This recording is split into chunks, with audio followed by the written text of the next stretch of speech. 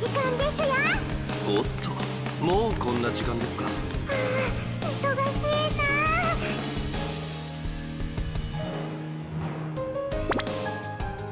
私、過去の記憶が全く残っていないんです。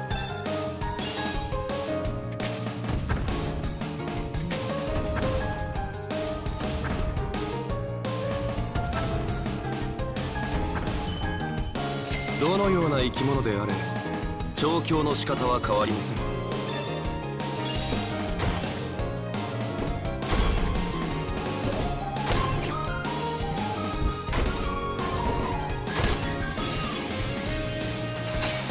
復讐してもいいのよ。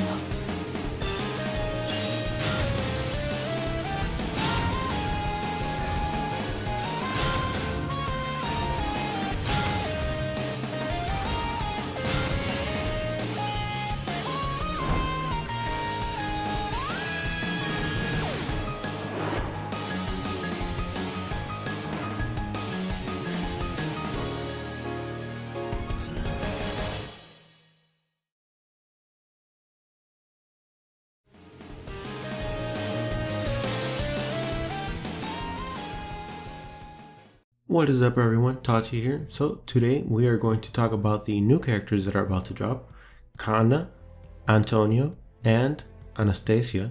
So if you guys watched my last video, you realized that I had told you guys to save up because Anastasia was definitely gonna come, and she's probably either the second or the third strongest warrior in the game. Now obviously that doesn't include gacha octos like Valze, but you get my point. So either way, on to the first character, Kanna. So Kanna is a front-hitting, plus-shaped, so that's 5-tile attacker. She's a warrior. Her first skill is Malice.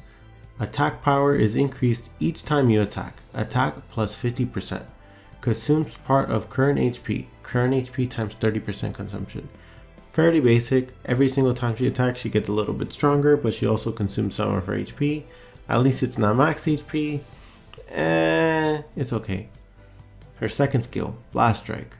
Inflicts additional damage to defensive types. Attack times 150% additional damage. This is basically the same skill that Alche has, so I can see her being pretty decent at killing tanks, especially maybe in a novice arena. So her third skill is First Strike. Inflicts additional damage to attack types. Attack times 125% additional damage. So ignore the thing that says there, I believe this applies to mages and warriors. I had put that there before I realized that the Japanese players refer to warriors as Kogekigata, which means attack type. So yeah, this only affects warrior types, so ignore that.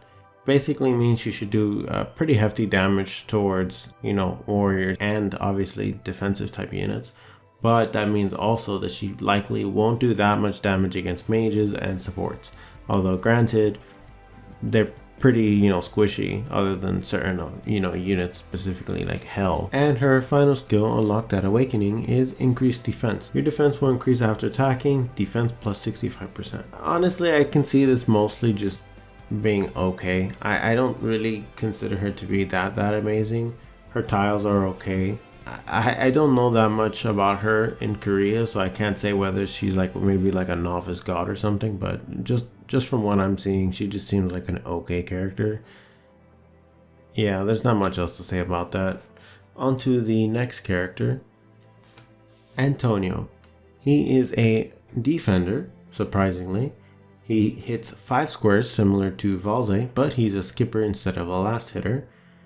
His first skill is Concentrated Fire. Allies' attacks are concentrated on the targets.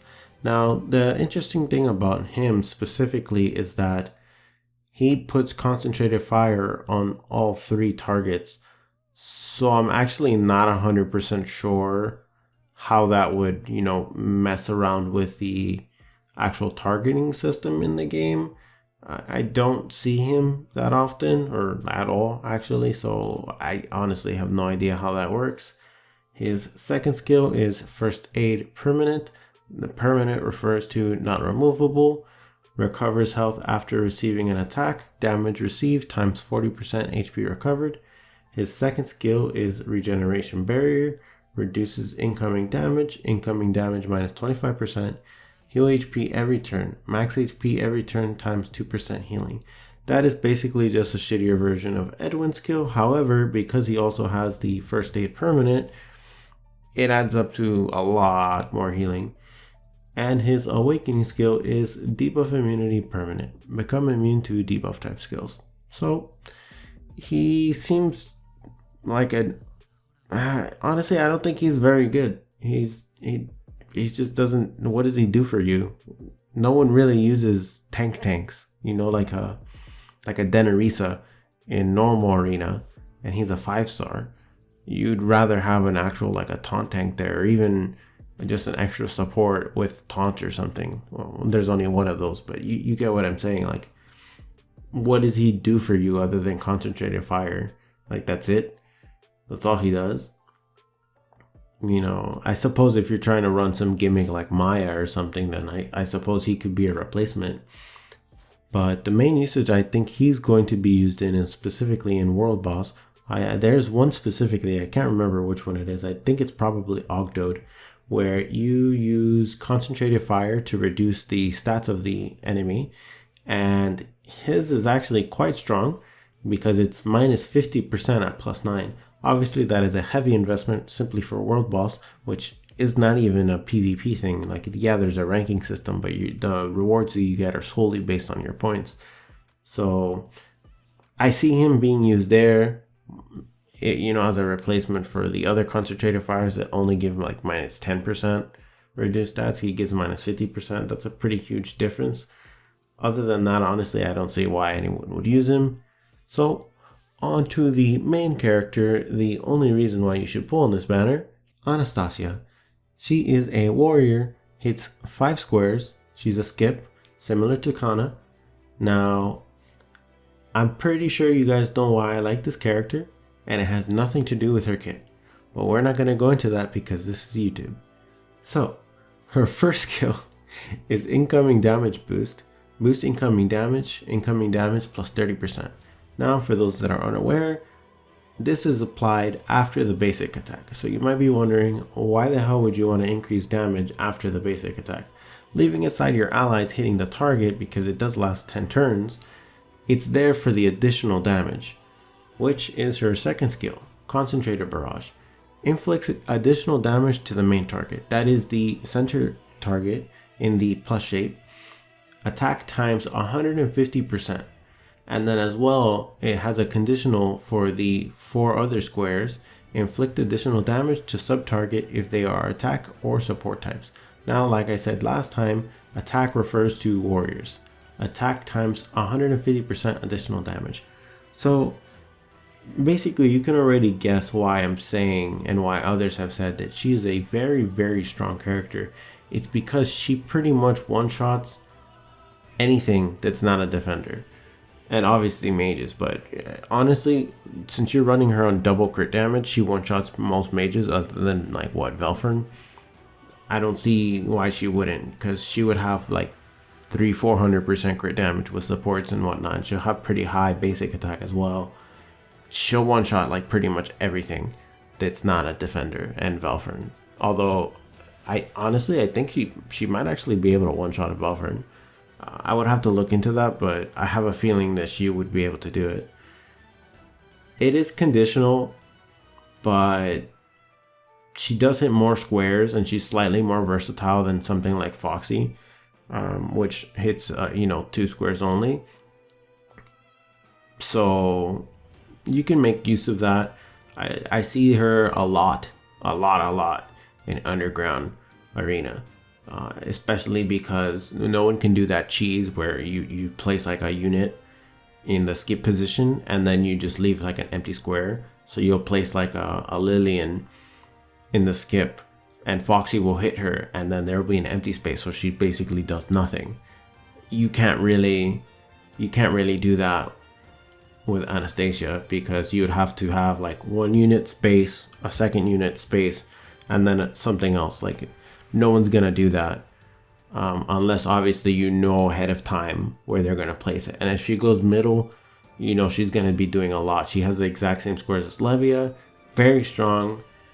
honestly, I would just pull on this banner just to get her, especially if you don't have Foxy or Wilhelmina. Now, if you have Wilhelmina, I would probably still pull for Anastasia because they perform two completely different roles. And honestly, I do see a lot of people running both of them at the same time. I would even suggest running both of them at the same time because they just do completely different things. Her third skill is Fatal Fury Permanent. This is the same skill that Valze has. Critical chance increases. Critical damage before the start of battle times 15% increase to critical chance. That basically just means that you don't have to worry too much about crit chance because your crit damage will give it to you. Obviously, you still, need some crit chance, but you can get that from supports, which should be enough, even with maybe 2 supports, maybe even 1 if you have a plus 10 series or something. Anything like that gives a lot of crit chance should be more than enough for her to hit 100% or very close to it. And then her last skill is Stats Weakening Immunity Permanent, so it can't be removed. This is obviously very helpful if she happens to hit, or should I say clip, say a seer with one of the edges. That doesn't completely fuck over her damage. It's perfect. It also means that she doesn't necessarily rely on something like Ceres for the Stats Weakening immunity, because otherwise, if she even so much as touches certain characters, specifically ones with curses, she basically just does noodle damage with her additional damage. So overall, I would highly suggest pulling on this banner. Specifically, I would highly suggest getting Anastasia, as many of them as you can. Obviously, if you did not have the chance to save up, it has only been 2 weeks since the last banner. If you happen to pull for Arwen for whatever reason, just try your best. The tournament is coming up soon, so you should be able to get some diamonds from the cheering. The banner will be out for another 2 weeks. Just save as much as you can, pull, and get her, because she is one of the best units in the game as of now. This could change sometime in the future, but for the foreseeable future, she is an amazing unit, even in Korea, which is 4 months ahead of us or whatever. So that is the end of this video. If you guys enjoyed the video, feel free to hit the like button. If you guys want to see more of this type of content, feel free to hit the subscribe button. Feel free to share the video as well. Let everyone see what these characters do, especially since I usually post these videos well before the actual release date of the characters, usually 3 or 4 days beforehand. So I'm out, guys. Have a nice day.